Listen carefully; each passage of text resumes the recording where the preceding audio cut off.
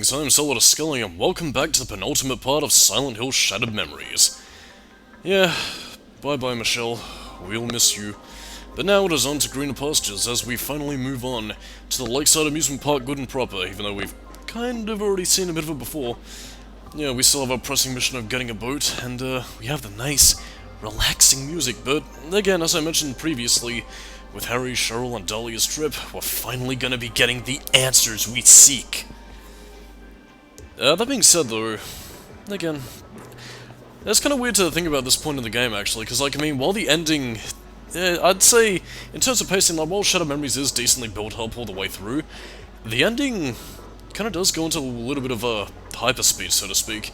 I suppose that part of that could also be contributed to the fact that this game isn't traditionally Silent Hill, and you don't really have to worry about having a boss fight, because the true final boss fight, like all of our boss fights in life, is mental health. Dun dun dun!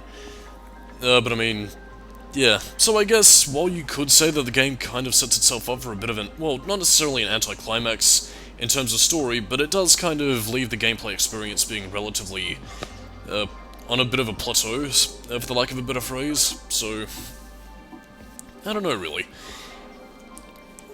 I guess maybe if there's any sort of saving grace to Shattered Memories, it is that once you start to figure things out and, you know, really come to terms with, I guess, when you really begin to come to terms with the story, I don't know, the closing build, the closure, or is it the payoff? One of the two. Again, it feels satisfying. And, you know, like all good Silent Hill games, you know, I'd say Shattered Memories achieves that. But again, that's kind of delving into Final Thoughts territory, and we're not quite there yet. We still have one part left to go, which I'm gonna be finishing tonight, goddammit! Because, kind of have things I wanted to move on to. But I mean, in any case, goddamn, I just love the ambience of this area. It's just so peaceful, man. And now we get to, at long last, the Lakeside Amusement Park, using some rusty texture work that looks like it was ripped right out of Silent Hill 1, to be honest. So yeah, same basic puzzles and all that kind of good stuff. You know what, I kind of feel like no other Silent Hill game has really given us a good taste of Lakeside Amusement Park, though. Like, I mean, Silent Hill 3 kind of did, but I mean, I don't know. Haunted amusement parks just don't really seem to be well, I mean, they probably are in video games. Like, I'm pretty sure Illbleed has a pretty decent level related to one, but it's not something you really see. Well, you know, you kind of do see it sometimes. I mean, I can think of plenty of examples off the back of my hand, but that's only because I play, like, very specific video games, like, you know, the Ghost Rider video game had a Funfair level, Silent Hill 1, Silent Hill 3, this game, Illbleed. So again, maybe it's not as rare as I thought, but I mean, like, I don't know, kind of feel like video games haven't really, actually no, Splatterhouse as well. You know what, fuck it, I thought I had a point, but I lost it. The point is, Funfair and horror games, they're going together pretty creatively. Hey look, it's the newest Silent Hill game, we're getting a sneak peek. Actually, are pachinko machines any fun? I mean, like, maybe that might explain why they're popular in Japan. I don't know. Like, I mean, they do have, like, up-res cutscenes of, like, Metal Gear Solid 3 and Devil May Cry 4 on them, so don't really know what to say. By the way, if you take a look at that little locket, you'll find a picture of Dahlia in there with the phrase, "Never forget." Actually, no, I think it was True Happiness, actually. But again, this might look a bit familiar to you dudes and dudettes. Milady, I hope you are unharmed from your brush with death. Dad? Oh, that ferocious dragon. You were almost consumed. Such a hideous beast. Dad, it's just a painting. It's not real. Stop being silly.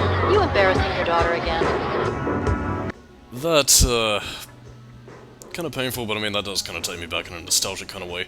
And by the way, ever since it was pointed out in the SGP Likes to Play playthrough, I've never been able to unsee that image of a dude kissing a woman, as a man having a fine love for his, cotton candy. I'm sorry, I'm kind of stuck between American and, Australian dialects, because, I mean, fairy floss is basically cotton candy, but I mean, I don't know. It's how it was raised, dang it. This brings back memories. Our first date. It was so exciting. You were pretty forward back then. Real animal. Oh, I still am. Kiss. Hey, this I like.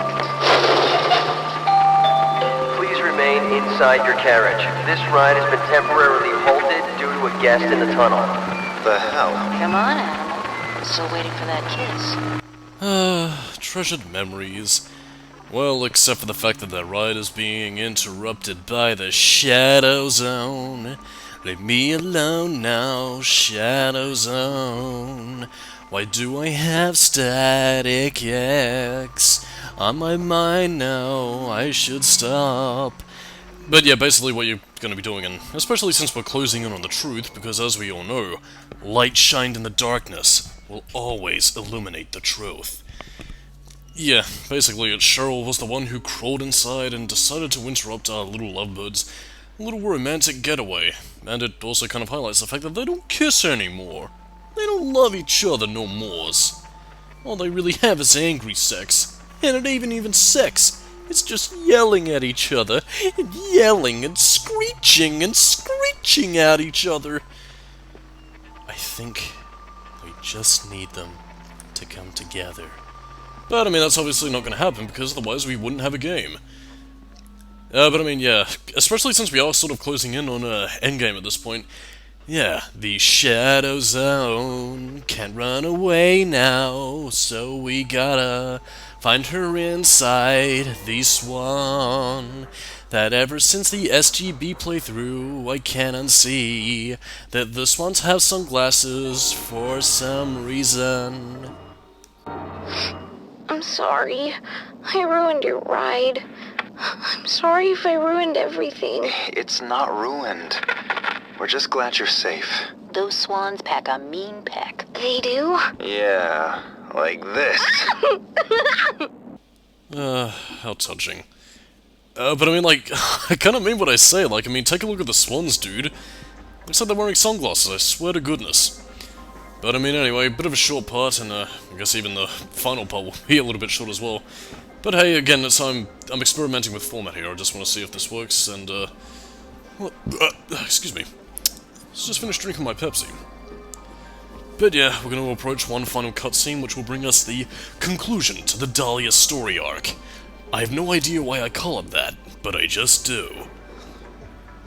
But yeah, we finally head our way onto the boat, which is in no way a reference to Silent Hill, the arcade game. And, well, I mean, I will have one last bit of commentary to say, but I mean, what you're about to be seeing here is just kind of weird, and I guess maybe a symbol of Harry just giving up and saying fuck it. But at the same time, it's also kind of, well, you know what, I think I'll let you see for yourself.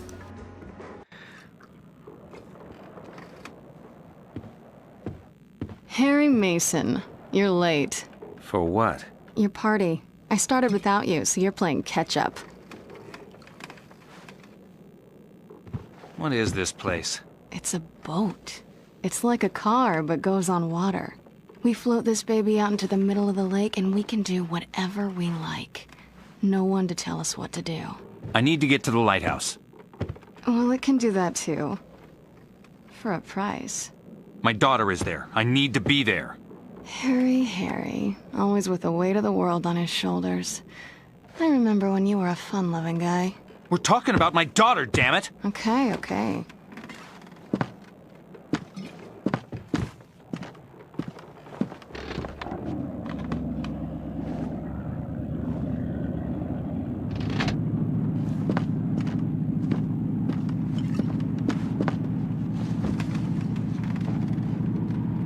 We'll be at the lighthouse in about 20 minutes. It's a slow boat. Why won't you take this seriously? Sorry. Cheryl is in trouble. Cheryl is always in trouble. What do you know about Cheryl? Very little. I try not to pry into your family life. You have the same name as my wife. Stop it! Stop it. Can't we just relax? For once?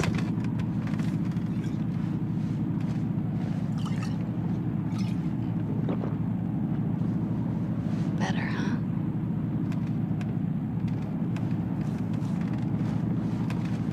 seriously, what the fuck am I looking at here? Honest to God, it looks like a goth student and her math teacher having. Ugh. Well, this is creepy. I'm Solidus-Skully, keep it new metal, and I'll see you next time for the Silent Hill Shadow Memories commentary finale. Bye bye.